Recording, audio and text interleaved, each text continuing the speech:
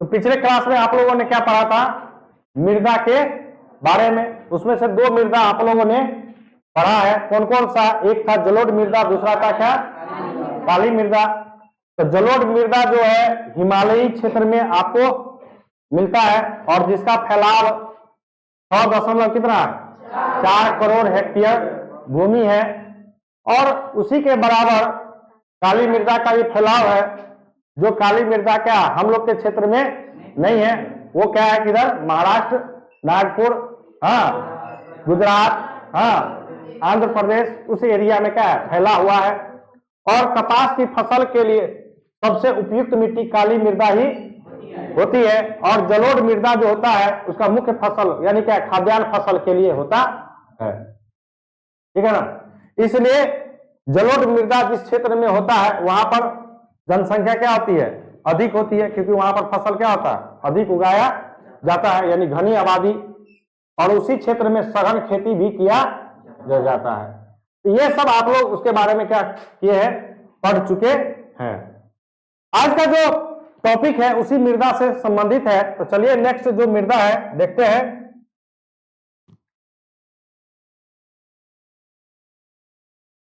क्या है? लाल मिट्टी एवं क्या पीली मृदा। यानी यही लाल मिट्टी में जब पानी मिल जाता है तो उसका रूप क्या बदल जाता है? किसमें? पीला रूप में बदल जाता है। समझिएगा। कहता कि इस मृदा में लोहा के अंश होने के कारण इसका क्या होता है? रंग क्या होता है? अब देखिए कहता है कि ये जो लाल मिट्टी है ना बच्चों, ये लाल मिट्टी क्यों है? पूछेगा कि लाल मिट्टी आखिरकार लाल क्यों दिखाई देती है? तो क्या बोलेंगे कि लाल मिट्टी में लोहा की मात्रा अधिक होने के कारण इसका रंग क्या होता है? लाल दिखाई। ऑब्जेक्टिव बन गया यहां से बनाना। तो पूछ सकता है कि अच्छा बच्चों बताओ, तुम लाल मिट्टी के बारे में पढ़ा है, तो बोलो लाल मिट्टी तुमको लाल क्यों दिखाई देता है? बोलेंगे सर क्योंकि लाल मिट्टी में क्या होता है ना कि फेरस यानी आयरन की मात्रा क्या होती है? अधिक होती है। लोहा का मतलब क्या? आयरन, फेरस उसको बोलते हैं, दोनों वर्ड से उसको बोला जाता है। हाँ, तो इसकी मात्रा अधिक होने के कारण इसका रंग क्या होता है? लाल होता है। पहला क्लियर।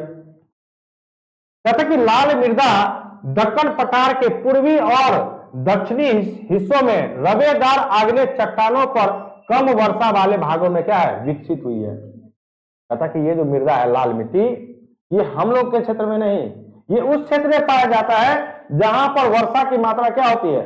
कम होती है। और वो जो क्षेत्र है वो कौन सा क्षेत्र है? पूर्वी और दक्षिणी रवेदार क्षेत्र। कौन सा? दक्कन के पठार। कौन सा? क्लियर है?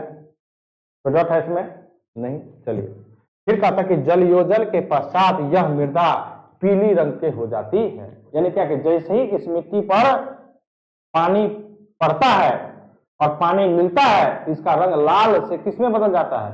पीला में। किसमें बदल जाता है? इसलिए इस मिट्टी को पीला मृदा मतलब क्या? पीली मृदा भी कहा जाता है। क्लियर है? फिर आगे कहता है कि जैव पदार्थों की कमी के कारण यह मृदा जलोढ़ एवं काली मृदा की अपेक्षा कम उपजाऊ होती है। जब बच्चों इसका निर्माण ही हुआ है दक्कन के पठार में, किससे? रवेदार आग्नेय चट्टानों से। तो चट्टान में क्या ह्यूमस मिलेगा? क्या इसके जल सोखने की क्षमता उतनी अधिक होगी? समझ सकते हैं ना। कहता कि जैव पदार्थों की कमी होगी। तो जैव पदार्थ की कमी तो होगी क्योंकि इसका निर्माण ही है किससे? रवेदार आग्नेय चट्टानों से। तो चट्टान का मतलब क्या? पहाड़ का टुकड़ा। चट्टान का मतलब क्या? और पहाड़ के टुकड़ा में क्या जैविक पदार्थ पाया जाता है? कीड़ा मकोड़ा मिलता है उसमें है। तो वही कहता कि जैव पदार्थों की कमी होने के कारण यह मृदा जलोढ़ एवं काली मृदा की अपेक्षा क्या है? कम उपजाऊ है। फिर है कहता इस मृदा में सिंचाई की व्यवस्था कर चावल, ज्वार, बाजरा, मक्का, मूंगफली, तंबाकू और फलों का उत्पादन किया जा सकता है। जल का समुचित व्यवस्था करना पड़ेगा। जल का समुचित का मतलब क्या है? सिंचाई के लिए जल की व्यवस्था करना पड़ेगा। फिर कहता है कि भारत के लगभग 7.2 करोड़ हेक्टेयर क्षेत्रफल लाल मृदा क्या है? फैला हुआ है। पता है कि भारत में कितना क्षेत्रफल पर 7.2 करोड़ हेक्टेयर पर क्या है, ये फैला हुआ है। फिर कहता है बच्चों, कहता है कि इस मृदा का निर्माण ग्रेनाइट नीस जैसे रवेदार आग्नेय चट्टानों के विघटन से हुआ है एवं जहां 100 सेंटीमीटर से कम वर्षा होती है।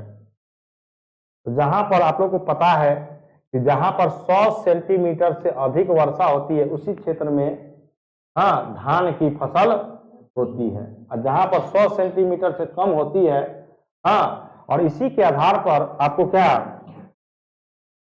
वर्षा के आधार पर 2 भागों में बांटा गया है।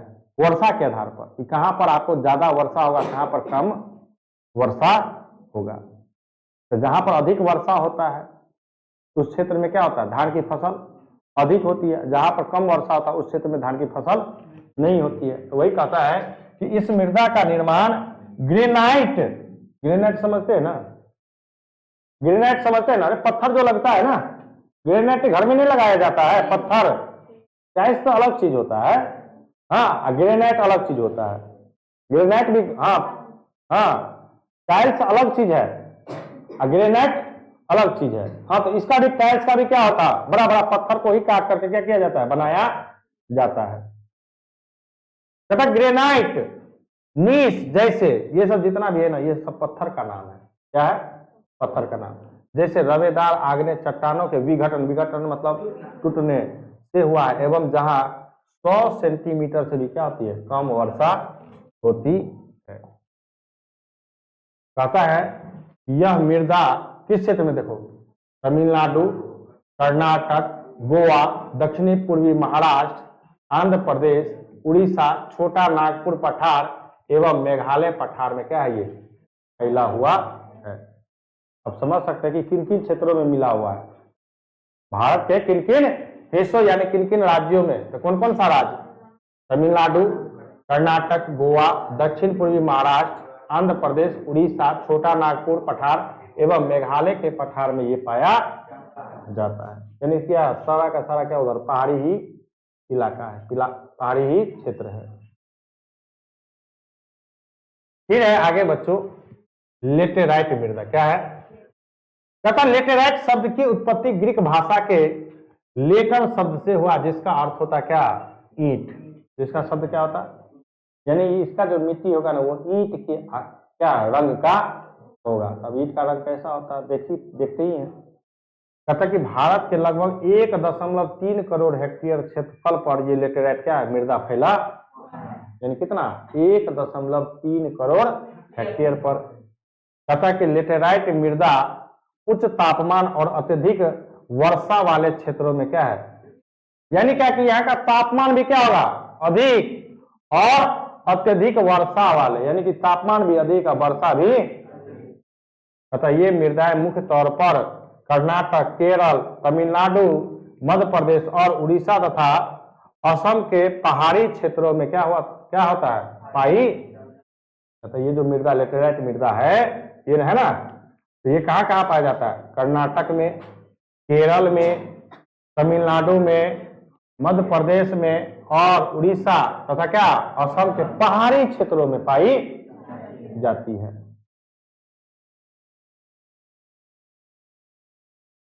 कहता है इस मृदा पर अधिक मात्रा में खाद और रासायनिक उर्वरक डालकर क्या किया जाता है, खेती। कहता कि यदि उस क्षेत्र में खेती करना है तो आपको क्या करना पड़ेगा, खाद का अधिक मात्रा, खाद का मतलब क्या, कौन सा खाद, जैविक खाद और रासायनिक खाद, मतलब फैक्ट्री में जो तैयार होता है ना खाद, उसका अधिक मात्रा दे करके आप फसल क्या कर सकते हैं, उगा सकते हैं।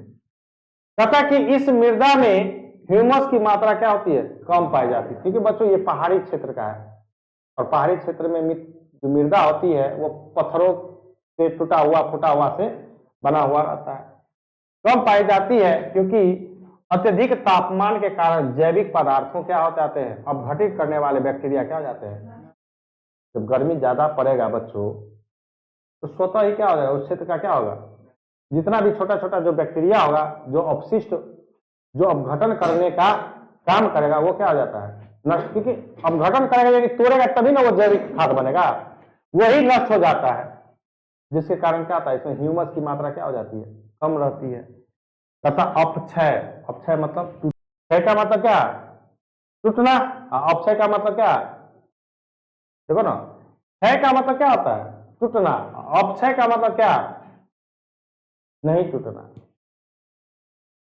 के कारण यह मिट्टी का भी क्या होता है, कठोर होती है तथा यह लेटेराइट चट्टानों के टूट फूट से बनती है और यह मिट्टी चौरस उच्च भूमियों पर क्या होती है, मिलती है।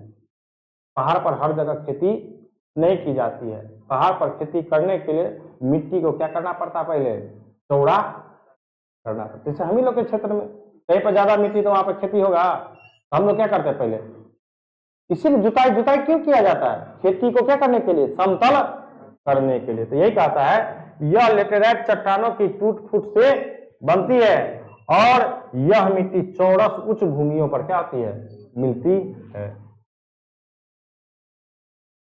कहता है इस मिट्टी में लोहा, एल्युमिनियम और चूना अधिक होता है। इस मिट्टी में क्या होता है,